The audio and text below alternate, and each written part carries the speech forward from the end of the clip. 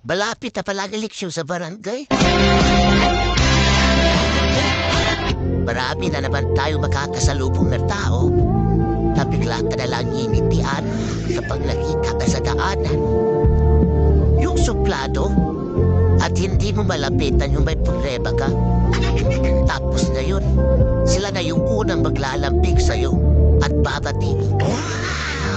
Plastic ang galing. Oh no!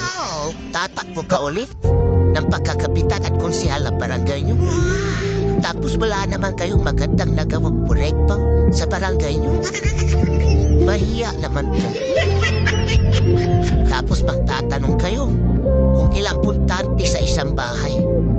Pero nung panahon ng pandemic at ayuda, isang ayuda lang sa isang bahay. Tapos kung mamalasi ka pa, wala ka pang makukuha na ayuda kapag kalaban mo pa ang tagalistam.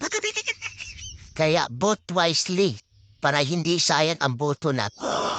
Tandaan nyo, sa ating boto, nakasalalay ang panalo ng isang kandidato.